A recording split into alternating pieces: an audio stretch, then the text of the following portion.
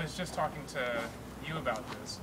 Don't ever go and, say like, oh man, you can see my left hand. Because now guess what he's going to be looking at? My left hand. He's going to be looking at your left hand. Whereas you didn't say that, right. We may not even know. We may just be looking down and listening. So. Or I distracted your attention from elsewhere. There you go. So that's the way to look at it. Zach, we've given you a new nickname. Yeah. You are Zac, is it Stallion or The Stallion? The Stallion. The Stallion. Staylon. Staylon. The Black Stallion. Oh, jeez. Oh, I see. Can you spell your last name again? Staylon. It's like stay on the lawn. So you can make the stallion stay on the lawn. You can lead a horse to water, But you can't. But you can make a stallion. You can't make it stay on the lawn. Yeah, you can lead a horse to water, but you can't make it stay on the lawn. You can't make him play for the Devils. Yeah, that's a tough cupcake.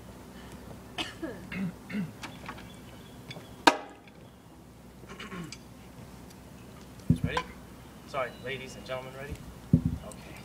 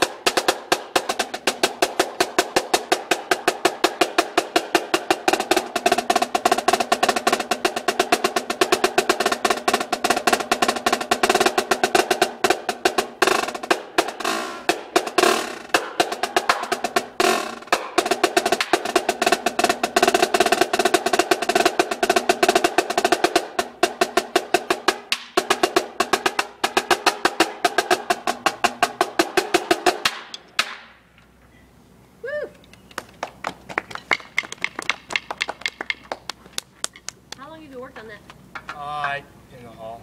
At least he didn't tell us that beforehand. Although my score hasn't been written yet, so. You can't be faulted for the fact that we asked you. Yeah, you didn't admit it. No, I was just curious if you had worked that out for something else some other time. No, that sounded like I worked it out in the hall, so I'll be honest. What do you think Shrewd's doing in the past? Probably crying. You want me to go first? You care? Go ahead. I'll go first.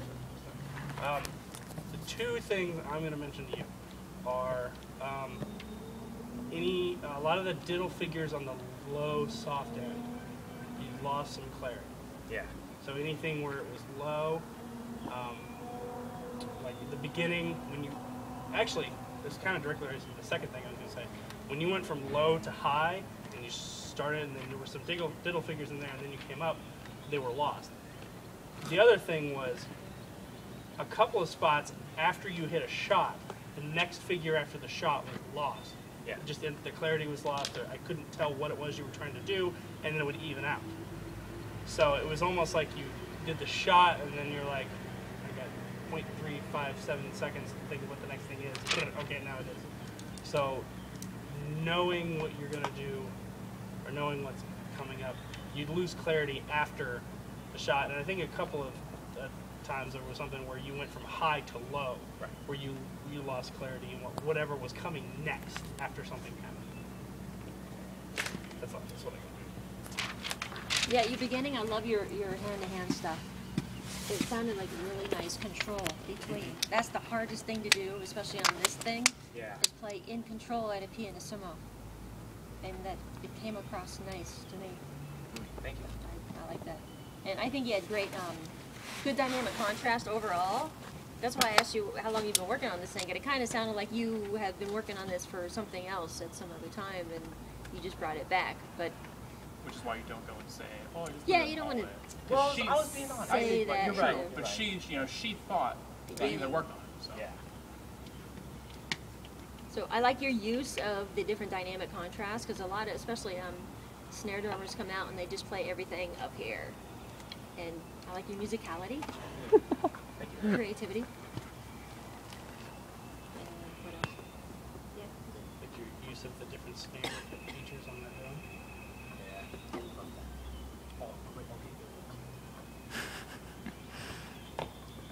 Dig. Two things that I jotted down. One of which, I really enjoyed some of the rhythms you had going on, but I feel like you added a lot of rudiments to those rhythms. Like you had like a really cool like 5-figure, like tuck-a-ding, but you had added some rudiments to it, and it distracted from the groove, took Right. away from the groove. And I just wrote that down. Like you never want to have more notes surpass the groove. You know, 'cause Yeah. the guys in the audience are like our grandmas that know nothing about drums or music. They want to be able to groove to it. But if they see all this extra stuff and they lose the groove, Right. they're just going to be like, okay, I experienced something. I just can't quite recall what it was. Yeah. The other thing, just like a thing that I'm glad I looked up. I was writing and I heard a timbre change, and it was you like doing the fist thing. I was going to say pump your fist, you know, when you're like hitting as a bass drum kind of thing. That was really cool. Very We'll come in creative. later. Although I will say that if you're going to do something like that, you definitely want to check the balance, because what you're doing, you're like crack, like you were doing rim shots, Yeah. and decibel wise you have like maybe 20 decibels and then like 80 decibels, you know, it's like holy crap. So really, if you do something like that, it makes it look even better for the judges if you check the balance of that, because then it means you're aware that, you know, you're using something that's a bit softer, so maybe have some softer cracks, and maybe like don't do a rim shot or do a really slow rim shot. That'll help out a lot, and you get like more variety points, like I said. Wow, he paid attention to the fact that, you know, he's using a different timbre, and he's catering to that timbre by bringing the rest of the volumes in. That's all I have. Other than that, it was really good. I enjoyed. You played drum set earlier, right? Yeah. I enjoyed this a little bit more than I enjoyed the drum. Not to say that it didn't. No, yeah. But it sounded more thought out. Cool. Thank you. Don't tell us that you didn't. No, I did. Well, I did. Cool. Thank you. Thank you. Thank you. Yeah.